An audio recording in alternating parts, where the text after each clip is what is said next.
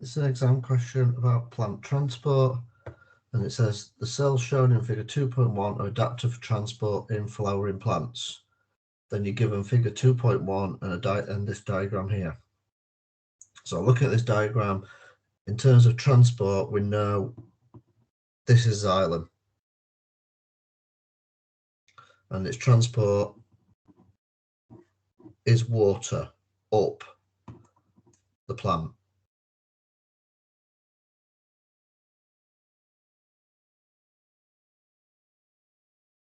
Looking at this diagram here, we can see that it's a hollow tube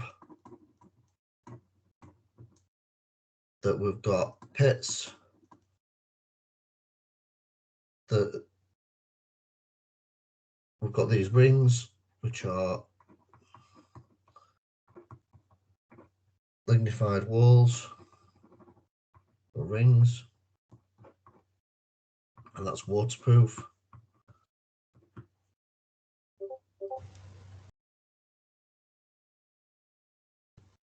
The end walls of the cells are missing.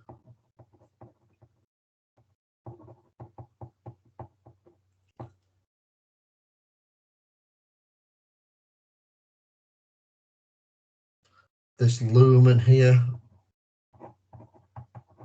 is wide.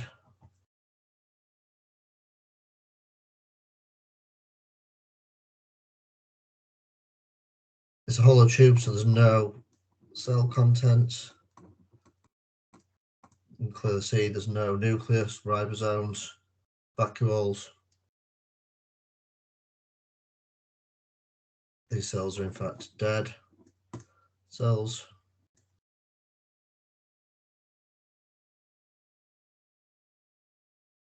And this will be completely filled with water. And it'll develop like that. Okay, the first part of the question then says, A, name the tissue in which these cells are found. Well, the tissue, as we mentioned, is xylem.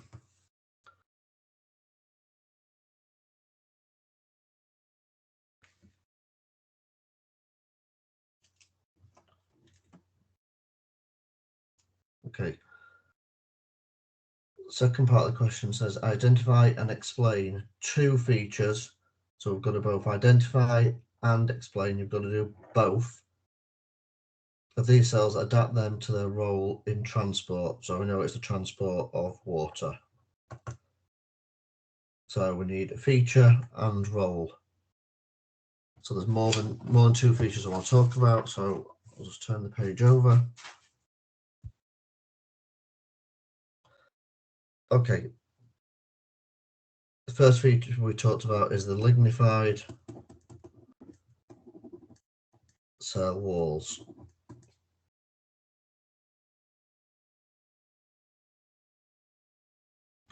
They prevent collapse.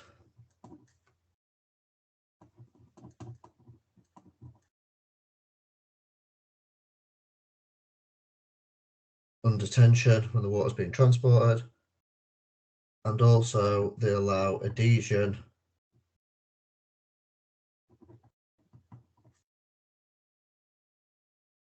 the water molecules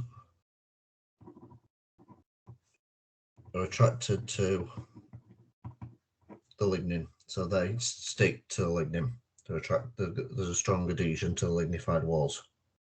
We're not talking about waterproofing. That's nothing to do with its role. Right, we also said there was lack of cell contents.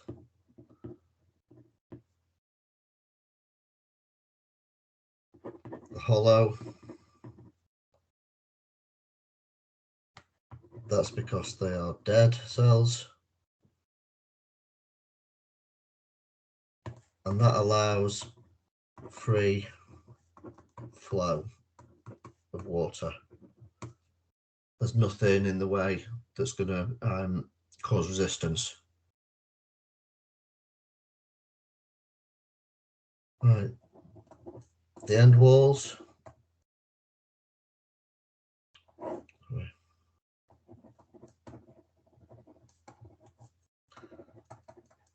are missing. There's no end walls to each cell. Again, that allows free flow of water.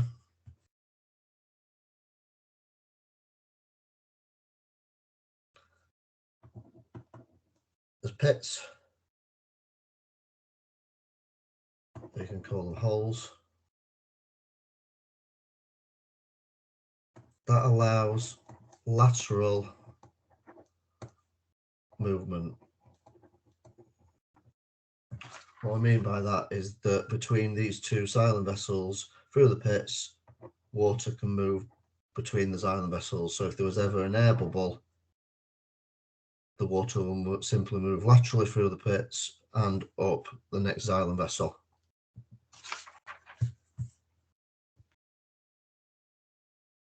It's got a wide lumen,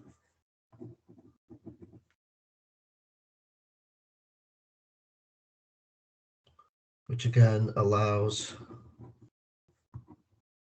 ease of flow, less resistance to the flow of water. And it's a continuous water-filled tube.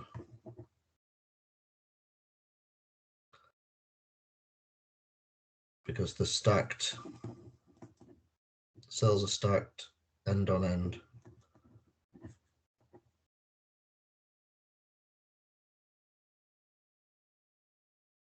And that allows water to move considerable heights. If you think about the heights of some plants, for example trees, the water can travel great distances, and that's because these are water-filled tubes that the cells are stacked end on end, so you get a single continuous tube. So there's 1, 2, 3, 4, 5, 6 features that you could talk about.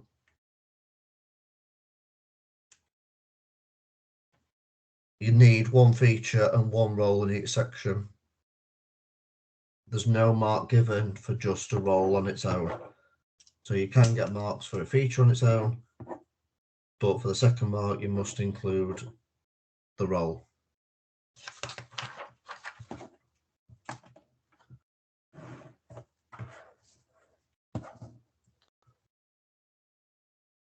There's a copy of the mark scheme just for your reference.